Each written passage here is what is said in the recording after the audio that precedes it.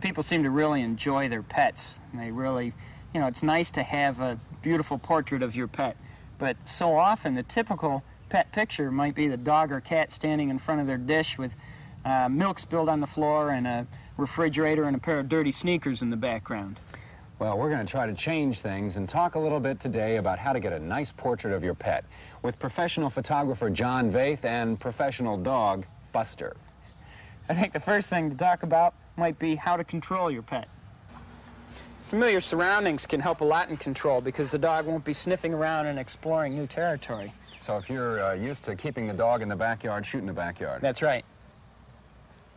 Of course, a dog that's trained to obey simple commands like sit and stay makes your job a lot easier. You know, if you've got a dog, a puppy that just hasn't learned to obey those commands yet, probably your best approach is to have somebody, maybe a child in the family, hold the pet while you're taking the picture. There, Buster, how's that? Okay, Buster, sit, stay, stay. Doesn't hurt to have a little food on hand to bribe your pet. No. Well, 100mm lens is a good focal length lens to work with because it gives you a good working distance from the pet. Not too close, and yet the lens helps you fill the frame. John, what about film? Well, a film like Kodacolor VR400 would be an excellent choice in a situation like this because we're working in subdued light in the shade, and the 400 speed film allows you to use a fast enough shutter speed so that you can stop the motion of the pet. Now, if you're having trouble getting a pet to sit still in an open environment like this, sometimes a more confined space, maybe just sitting in a chair, will help out. I've got a chair set up over here, so why don't we try putting Buster over in the chair? All right, come on, Buster, come on. Here we are, Buster. Let's get Buster up on his throne, John. Sit. Oh, that looks great. Sit, Buster. There. Good dog. Good dog. You know, not only does the chair help confine the pet, but it helps me get down at a dog's eye level. You know, pets, just like people, are always best photographed if you can photograph them right down at eye level. That's good, Buster. That's perfect.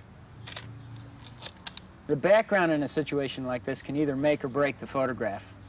You know, here we have a chain link fence in the background as well as that bright white bench, and those might tend to be just a little bit distracting. They have a tendency to draw your attention away from Buster.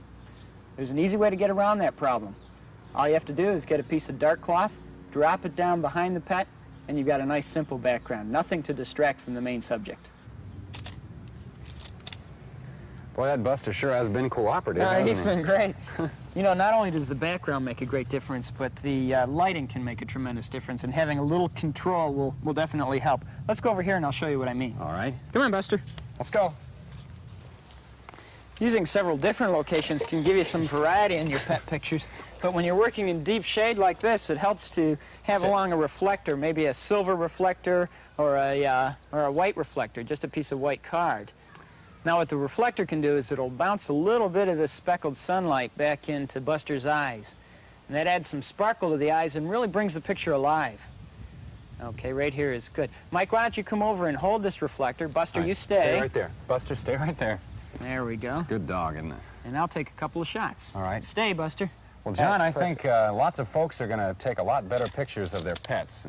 We sure appreciate all these tips you've been giving us. Well, I've enjoyed it, Mike.